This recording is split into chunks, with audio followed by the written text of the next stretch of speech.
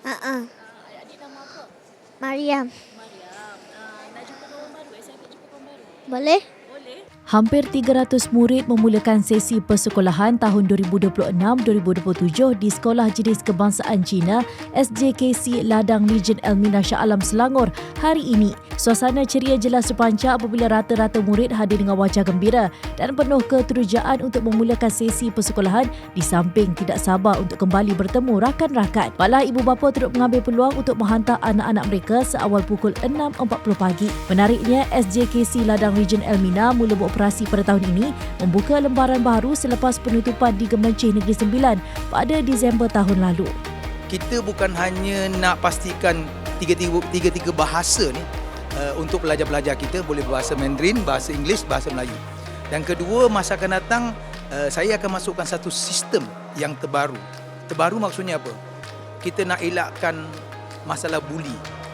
Kita nak elakkan cikgu ni sama ada dia mengulah ke tidak.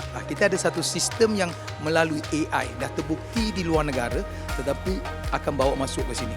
So mudah-mudahan kalau berjaya, kita adalah sekolah pertama yang kita lancarkan sistem demikian. Sementara itu, suasana di pekarangan sekolah bertambah meriah apabila ibu bapa sibuk memastikan anak-anak bersedia memulakan sesi persekolahan. Dia memulakan persekolahan darjah 1 tahun ni. So yang ni bangun pagi-pagi lah. Sebab kena datang awal sikit kan.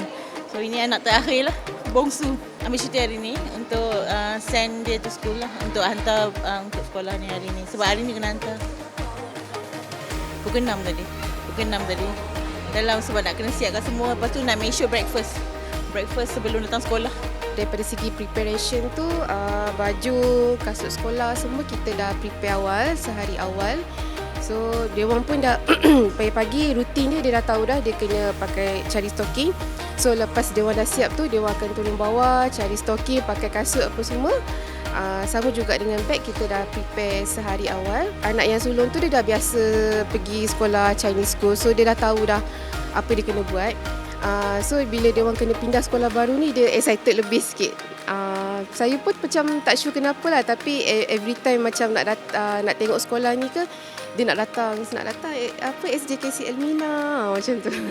Menteri Pendidikan Fadlina Siddiq dan Timbalan Menteri Wong Kah Wong turut hadir bagi meninjau hari pertama pembukaan sekolah ini.